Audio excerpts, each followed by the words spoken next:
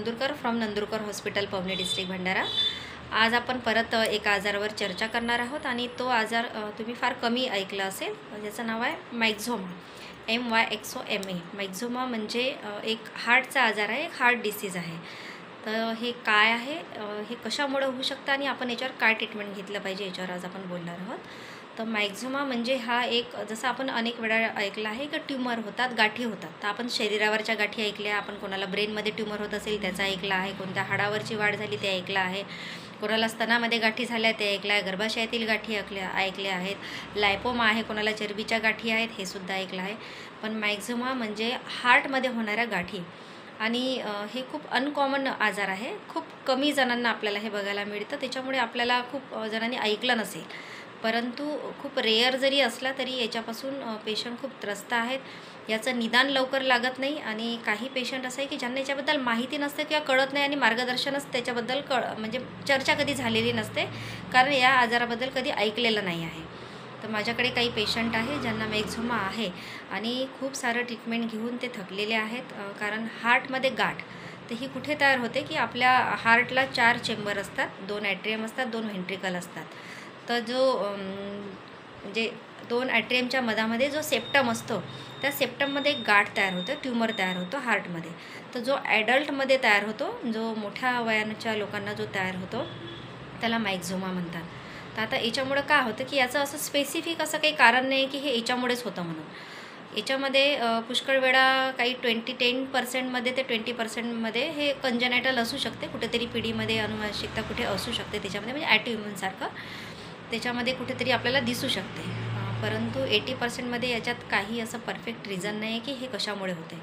पण हळूहळू काय होतं, या गाठीमुळे काय होतं की जशी जशी याची साईज वाढत जातं, पेशंटला जे त्याचं सिम्पटम्स देतं, लक्षण देतं की त्या पेशंटला श्वास घ्यायला त्रास होतो, आणि स्पेशली सुपाईन पोझिशनमध्ये। म्हणजे पेशंट जेव्हा झोपलेला असतो, लेटलेला असतो, तेव्हा त्याला काही वाटत नाही, पण तो जो चेअरवर समजा बसून आहे, खुर्चीवर बसून आहे, तर त्याला श्वास घ्यायला त्रास होतो, खूप दम लागतो आणि लॅक ऑफ ऑक्सिजनसारखं वाटते। तर हे कशामुळे होतं की जे आपलं पंपिंग होतं ना हार्टचं, तर त्या गाठीमुळे ते कमी व्हायला लागतं। मग एकदा हार्टचं पंपिंग कमी व्हायला लागलं तर आपल्या बॉडीला, शरीराला ऑक्सिजन पुरवठा, ब्लडसोबत ऑक्सिजनसुद्धा कमी होणार, मग खूप लवकर थकवा येणं, खूप लवकर दम लागणं, आणि हळूहळू पेशंटला काही कॉम्प्लिकेशन्स दिसायला आपल्याला लागतात। मग ते कॉम्प्लिकेशनमध्ये मग लिव्हरचे कॉम्प्लिकेशन्स येतात, मग लिव्हरवर सुजण्याला लागतं, कोणाकोणाला निमोनिया होतो, निमोथोरॅक्स होतं, म्हणजे लंग्समध्ये इन्फेक्शन हळूहळू व्हायला लागतं। म्हणजे हळूहळू तुमचे हार्ट नंतर जे अवयव, जे शरीरामध्ये इतर महत्त्वाचे अवयव आहेत, ते सुद्धा त्याला ॲफेक्ट करतं।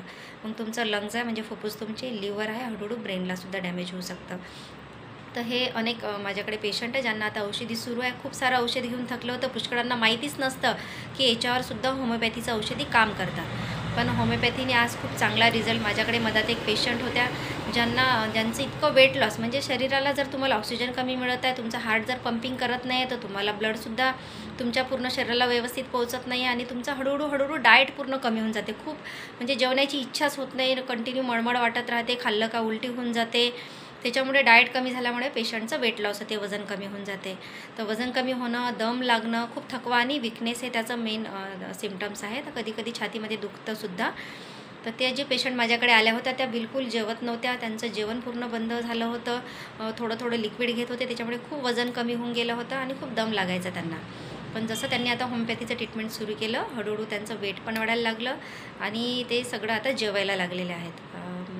जी गाठ आहे साईज, जवळपास 6 महिन्यानंतर आपण परत त्यांचा इको केल्यानंतर, त्याचं जे सोनोग्राफी आहे हार्टची केल्यानंतर परत लक्षात येईल की त्याच्यामध्ये किती चेंजेस झालेले आहेत। पण जर मायक्झोमा असेल तर नक्कीच तुम्ही, जे तुमचं ट्रीटमेंट सुरू असेल, तुमचं बीपीच्या गोळ्या असतील, तुमचे इतर रक्त पातळ ठेवण्याच्या मेडिसिन्स, तुमच्या जे काही मेडिसिन्स सुरू असतील त्याच्यासोबत सायमल्टेनियसली जर तुम्ही होमिओपॅथिक मेडिसिन घेत असाल तर नक्कीच तुम्हाला खूप चांगला रिझल्ट, किंवा तुम्ही नुसतं होमिओपॅथी जरी घेत राहिले त्याच्यासाठी तरी खूप छान रिझल्ट्स होमिओपॅथिक मेडिसिनचे आहेत, आणि मिरॅकल रिझल्ट्स आम्हाला पेशंटमध्ये बघायला मिळालेले आहेत। तर त्या 20 वर्षाच्या अनुभवातून मी तुम्हाला सांगू शकते की जिथे आपण थकलो आहेत, जिथे आपल्याला माहितीच नसते की खरंच याच्यावरसुद्धा होमिओपॅथी काम करतं। आता जे माझ्याकडे पेशंट आले त्यांची मी सांगते तुम्हाला की त्यांना त्यांचे नातेवाईक जवळपास 1 वर्षापासून त्यांना सांगत होते की तुम्ही मॅडमकडे जा आणि औषधी घ्या, पण त्यांना असं वाटत होतं की आम्ही एवढे तज्ञ डॉक्टर, नागपूरचे एवढे सारे हार्ट्सचे स्पेशालिस्ट, कार्डिओलॉजिस्ट, यांच्याकडे आम्ही एवढं सारं ट्रीटमेंट घेतलं, काहीच नाही आराम झाला, त्याच्यावर काहीच इलाज नाही आहे।